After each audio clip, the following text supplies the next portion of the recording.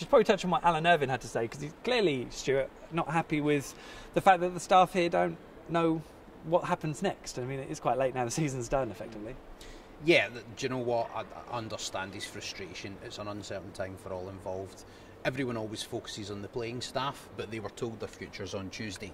With the coaching staff, it's still a bit up in the air. But the other side of that is, until the new man comes in, the new head coach, how are they necessarily going to know who they want to keep and who they want to get rid of? So it's a kind of catch-22, but I do understand Alan's frustration. It's a hard one, because I guess it depends on who he's talking about.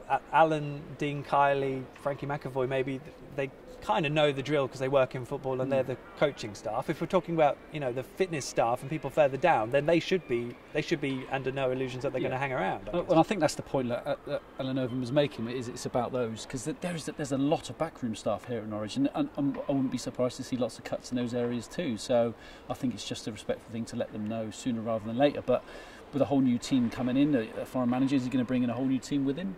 They certainly need some links between the old and the new. They need to, because anybody who comes in is going to be like, well, who's Ben Godfrey? Who's James Maddison? They're not going to know them, so they need to have that link. Whether it be Alan Irvine or not, I don't know. But I agree, they do need to know their futures, but it's nothing unusual for football, I'm afraid. It's just one of those things. That's it. And Stuart Webber has said that they are a bit too bulging in certain areas of staff. So we'll have to see how that pans out. But it is going to be interesting how that comes about and how quickly they turn it around. And Stuart Webber's job effectively is to make sure that there is a continuity of staff regardless of who the head coach is, who we still don't know who it is, do we, Stuart? Yeah, I think as Darren alluded to, the size of the backroom staff here, particularly on the sports science side and the scouting side, it has been quite bloated. There's obviously been some changes already.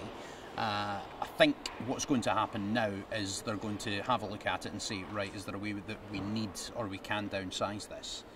And then they either will or they won't. And my understanding, having spoken to some of the staff, is that a meeting will be happening in the next couple of weeks anyway, where things should become a lot clearer. So I don't think it'll be too long. All right then, well, the season is done. Our season is done, although the Pink and Show will be with you in midweek. Want it down? Yes, it will. What do we make of this season then? We all know the failures. I mean, it's been so erratic. There have been so many good points. They've scored so many goals, another 4 today. I think top scorers in, I don't know, probably the world. Yeah, well, I think there's lots of different words you can use to sum the season up, but I think that probably the one that does it the best is frustrating. It's just been a frustration of a season. It's just been... Expectations were at the start for automatic promotion, and even after today, I'm frustrated to think that they couldn't have done that, because they have the quality going forward. They've scored bags of goals. Was it 98 they got in the end? In total, 98 goals or something like that so far this season, which is incredible. But defensively have been so poor, and particularly away from home. And you cannot have that contrast. If you're going to be challenging for the title, you have to get points away from home, even if they're draws. And they just failed to do that this season. I think a lot of it comes down to the fact that, for me, Alex Neil kind of liked to change his sides to structure against who he was playing. I think Alan Irvine's actually gone the other way. He's almost gone like, well, I'm going out to win a game. So really, let them worry about us. And they have been more structured and more organised, as far as I can see, in terms of how they've gone about things under Alan Irvine. And as Russ said to me on Thursday, if the managerial change had happened, they probably would have finished in the top 6, and then anything's on. John Reddy may have still been here. Yeah, if, buts and maybes in a way, but there's definitely an argument to suggest that, given the fact that with any new manager there's a bounce anyway, then perhaps the change could have come sooner, and perhaps it would have had a positive impact.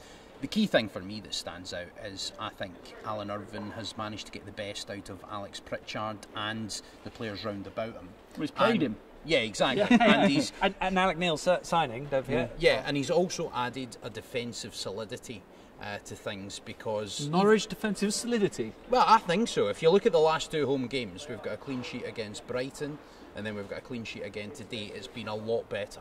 Yeah, well, non-eventful games they are. They mean nothing. It's always easiest defending. I'm sure it means something for Brighton. They're chasing the title. Yeah, should have done. Oh, well, who blew it, by the way? Unbelievable that Brighton haven't won the title. Don't smile, anyone.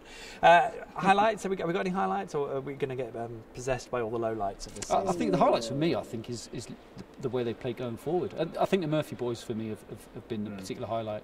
They stepped up to play in a difficult season, so they'll be bigger and better and more experienced for next season. So I'm excited to see both of those boys hopefully turn it on like Josh did again today. Well, that underlines the point as well, to keep hold of them and Alex Pritchard over the summer. And some youngsters as well, getting some more youngsters involved in the team. Something that Alex Neil was clearly wanting to do when he was in Scotland and didn't do it here, which is a big surprise. And there's a lot of talented young lads coming through at Norwich at the moment, which I've seen myself at Langley School. So the future's bright in terms of that. They've just got to get the mixture right. It's always a difficult part. My highlight, Forest game. No question. 3 absolutely world-class goals. And there's just something special about a game of football under the lights where stuff like that happens. That's my personal highlight this season. We'll get 46 games again next season. We are done. Gents, thank you so much for today and all the season. Me and Darren will, of course, be back for the Pinkham Show on Wednesday, live on Mustard and on YouTube from 7 p.m. And then we've got a special event at Archant Towers on the Thursday night. Go over to pinkham.com. You can find details. You can get yourself along. Tickets are free if you sign up. Send an email and follow all those details. But for now, gents, thank you very much. Norwich are done for the season. You know, what ifs, all that. Good night. Time for a drink.